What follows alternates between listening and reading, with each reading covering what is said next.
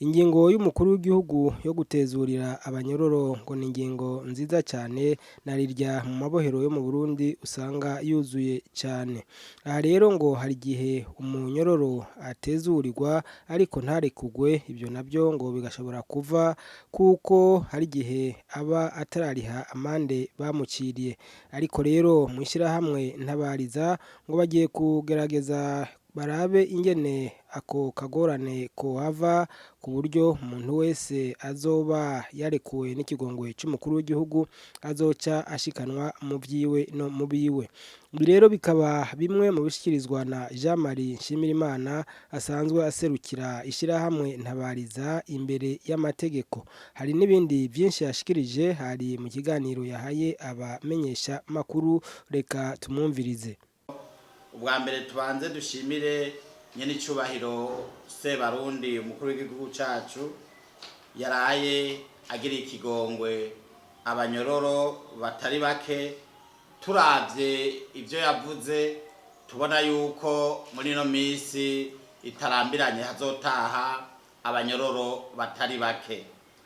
Ariko kandi ntitworeka gushimira umushikiranganje w'ubutungane we wajejwe gushira mu ngiro iyo ngingo ya Sebarundi, tugasaba yuko vubana bwango iyo ngingo yocija mu ngiro kugira abo bene wacu bagiriwe ibakwe yo kuva mu mvuto basubire muri bene Burundi, basubire mu gihugu cabibarutse, kandi vy'ukuri baje mu gihe ciza, igihe abarundi twimirije amatora ya 2020, tukabakeburira rero abo bene wacu buca bataha kutazivanga mu vya politike cangwe ngo basubire bagira akajagari, baze birinde abanyepolitike abacangwe bariya bo batuma basubira mu ngorane. Barundi bene wacu mwese miryango ironse ababo bahora mu mabohero, twagira tubasabe ibi bikurikira. Ubwa mbere murazi neza yuko tubisavye abo nyene batashe basubiye mu miryango yabo, uvunitse ni wacamenya ukuntu acumbagira, baririnda ico basubiza aho hantu hataryoshe bazoba bavuye. Tukaba dusavye abarundi bose bene wacu bavuye mu mabohero ntibaze bababonemwo mw'ivyo bakija mu mabohero bababonamwo, ahubwo babonemwo ko ari abantu batashe. Kandi vy'ukuri Sebarundi avuze nta wundi amusubirira kuko niwe abagiriye ikigongwe. Tukavuga tuti dusavye umugwi w'amaho ujejwe gushira mu ngiro iyo ngingo yo kurekura abanyororo, turazi yuko rimwe na rimwe hari igihe barengerwa kubera ari bakenya, ugasanga ingingo ntigiriye mu ngiro ku gihe. Twagira dusabe uyu mwaka wa 2020 abarundi twese tugire mu mutima mwiza kandi dufashanye aba bantu batashe vy'ukuri baze batahana akanyamuneza.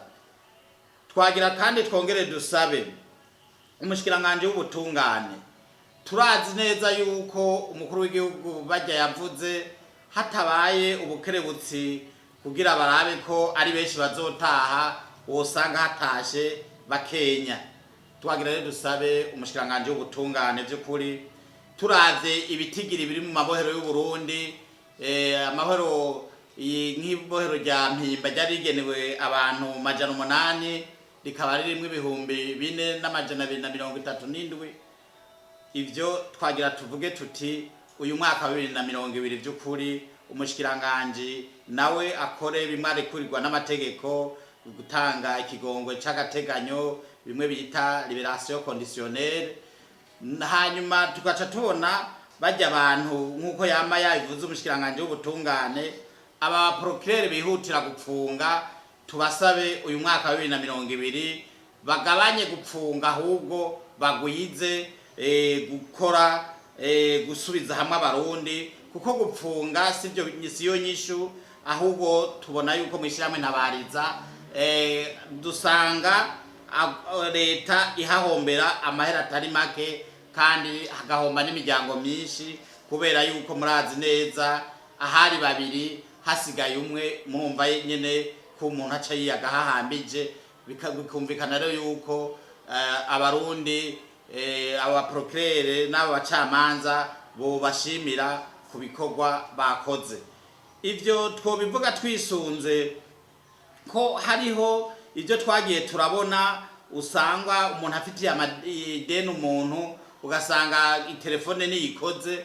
Ivyo rero twagire tuvuge nyakubahwa mushikiranganje yarabivuze, natwe turasubiye kubivuga, mbere tunabwira abantu ko tugiye kukerebuka kugira twerekane nk'uko twabiyaza n'aba na bariya yuko atamuntu akwiye kuzira ideni, kandi igihe barihana n'uwo barihanye ngo acaruhukira mu mvuto, kuko iryo deni ntiribagishuwe atari ugusinzikaniza amagara y'uwo muntu.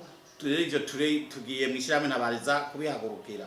Barundi bene wacu, banyororo bene wacu, namwebwe mpunzi ziri mu gihugu co hanze na hariya na hariya, twagira tubasabe uyu mwaka wa 2020 ko mwotaha mu gihugu c'amavukiro cabibarutse, igihugu cimirije amatora, kandi amatora nk'uko se Barundi yabivuze azoba meza. Namwe tukaba twifuza yuko mwoza kugira ayo matora azobe muri kino gihugu. Tukaba dusaba izo aho bahari intambamye hose, umushikiranganje w'intwaro hagati mu gihugu n'umushikiranganje w'ubutungane n'umushikiranganje ajejwe ivy'agateka na muntu kwico kibazo bogifata nka nkama. Duherutse kugendera komine ya Kiremba iri mu ntara ya Ngozi, aho twiboneye abana birukanye bavuye mu gihugu cy'u Rwanda, kandi bakaba babanje gukubagurwa. Tukaba twagira rero tubanze dutere ivyatsi iyo ngendo igayitse y'igihugu kibanyi gifata abarundi bene wacu bakabafata nabi. Tukaba tunaremesha abo bene wacu twabari muri komine Kiremba, aho bariko barabigisha umugambi wo kusubira mu buzima busanzwe kugira babakuremo ivyo babashizemo hariya mu gihugu cy'u Rwanda. Tukavuga rero ati igiti nigikora mu jisho kabiri. Barundi bene wacu, twarabonye ibyabaye 2015 ntibize bisubire kuba, tubicire twese imoso, kuko twarabonye yuko atari abana b'u Burundi bahahombera, nta nyungu iri mu kajagari atari ubugizi bwa nabi no kuruhukira muri ya mabohero 11 ari mu gihugu cy'u Burundi. Iyi ngingo y'umukuru w'igihugu ni muri kahise yarabaye imaze kuba nka kabiri cyangwa kuba karenga. Hari abitoga bavuga yuko abo itumbereye rimwe na rimwe atari bo bari kugwa, hakarekugwa abandi, abo nabo bagasigarayo. Ayo makenga mwoba namwebwe muyasangiye n'abo bantu, nimba muyasangiye ico muri ko mukora kugira ngo bizohinduke? Nivyo turabizi neza yuko uyu mukuru w'igihugu agize ikigongwe, usanga hariho abana bariya usanga basigaye mu munyororo, kandi ku ijambo aba yavuze biboneka neza ko uwo muntu yategerezwa kuba yatashe. Ivyo rero insiguro tubiha, twahawe insiguro ya mbere niyi, nuko hariho umunyororo usanga bamuciriye ijya myaka 5, ko murazi yuko yavuze ati afatiye kuwafise igihano cingana n'imyaka 5. Ugasanga rero umuntu arafise uwo munyororo, bagaca bamuca n'ihadabu ringana n'umuliyoni n'ibihumbi 150 guco cyangwa arenga ayo.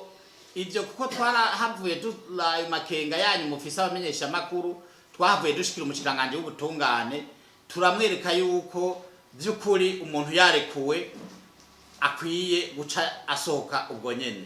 Mugabo ayo mande nayo twashaka dusigurira abarundi n'amakungu mu mategeko y'u Burundi, umuntu yafise ideni ayo mande ntibituma ava mu ibyo bohero, aca akorangira igihano gisubirira ayo mande. Rero umushikiranganje niho yaca afata ingingo kubapfungiwe afise amande y'umuliyoni, abo baciye barekugwa. Mugabo uwo harenga ko n'ibihumbi 100 cyangwa 10 uwo ntiyarekugwa. Rero amakenga rero twufise nk'abaharanira agateka na muntu, twagire tuvuge tuti inyishu yacu dufise nuko by'ukuri abacamanza boraba amande baca by'ukuri ko atarayahezamwo abantu bagaca amande abereye yumvikana, kuko hariho umuntu aba ava nk'icendajuru cyangwa mu za giteranye kuva abaho mu buzima bwiwe ugasanga umuntu baramuciriye imiliyoni 50, 100. Ivyo birumvikana ko uwo muntu uretse kumusigamo ingese, kuko ico gihe atana kicumva bica bimukwegera k'umuryango ari umugore n'abana baba baturubura mu mutwe. Rero tuvuga rero tuti niba hafatwa ingingo zose ivyo bintu byo kubona hari abapfungwa uwo kandi aziko yarekuwe umwe procureur cyangwa ende agaca avuga ngo ntavayo, ivyo natwebwe biraturaje ishinga. Twizere ko uyu mwaka wa 2020 atariko bizogenda, twizere ko hagiye gufatwa ingingo nziza zo kugira abanyororo bave. Twagira tubwire abarundi mwese murazi neza yuko mwebwe abamenyesha makuru na mwebwe muri societe civile turabizi neza nuko ntabariza ntifise amaso abona ibiri twobabwira igitigiri gihari ubu n'abanyororo 12,000. Murumva ku bantu imiliyoni ngira 11, murumva ko abantu bapfunzwe ari benshi barengeye cyane. Dusaba iki rero abo bantu boho baharekuwe Jamari hagacara hasohoka Filipo, ivyo bintu birateye ubwoba.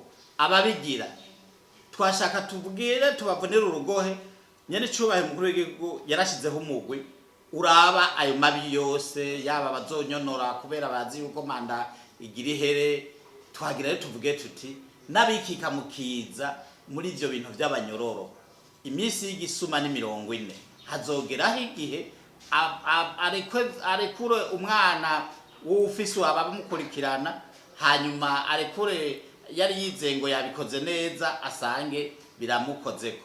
Rero mugabo twagira tubakebure yuko by'ukuri inzigo yakazikira ko twogira umutima w'ikigongo. Umwaka wa 2020 baba ba procureur baba bacamanza murabona neza yuko igihe hagwiriye amaparike ayo ngaha i Bujumbura abantu mwishame ntabaze twaciye dusanga aho umenga ba procureur bafise mission yo gupfunga abantu. Ivyo rero twebwe sinitwobiha ikibanza turavyiyamiriza kandi tukanavuga tuti muntu wese ufise ubupfunzwe twiture nico tubereyeho, kandi n'amashirahamwe avuga ko haranira agateka na muntu nayo nyene nahaguruke kugira by'ukuri ibi bitigiri by'umurengera aba bantu bapfunzwe barapfunguwe bapfungurwe, kuko turazi mu mabohero ko bariyo. Turemeza neza kwabo bantu hari habarekuwe mugabo kubera badafise kumbe ababirukira mu bintu byabo. Murazi neza yuko umuntu yadafise umushingwa manza ni amategeko ntabazi ukuntu yakurikirana. Rero tukavuga tuti rero mwishamwe nabariza abo bantu nibarekugwe bose kugira nabo basubire kwidegenza.